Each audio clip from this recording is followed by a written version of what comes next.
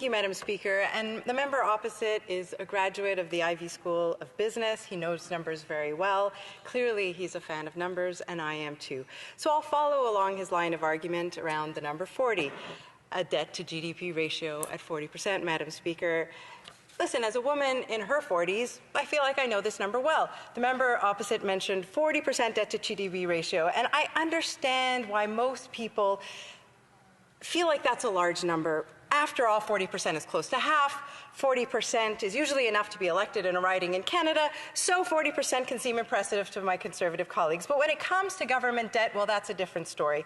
Speaker, do you know that when the U.S. last had a debt-to-GDP ratio of 40%, that would be in the early 1980s, before Ronald Reagan blew a hole in the American financial system with his irresponsible tax cuts for the very wealthy.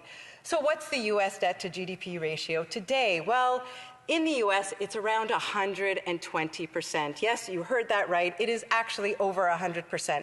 Is the U.S. an isolated case? I don't think so. Let's look at our G7 peers. In France, it's over 90%. In the UK, over 100%.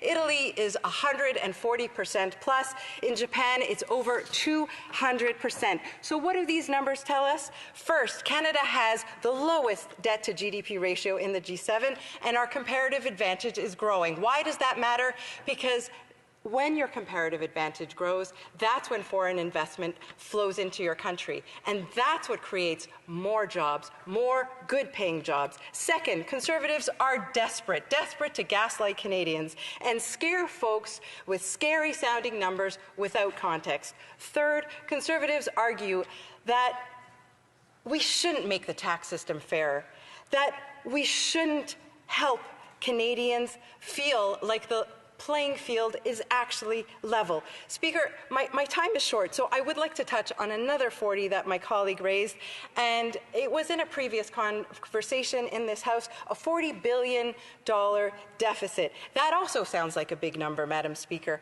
but I like another even bigger number, 2.2 trillion Canadian dollars. That is our gross domestic product in Canada, Madam Speaker, the size of the entire great, amazing, beautiful Canadian economy. That is $2,200 billion. That is what the deficit is measured against, and that means our deficit is actually below 2% of GDP.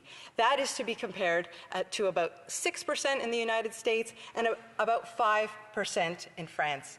Yes, Madam Speaker, numbers do matter. Context matters.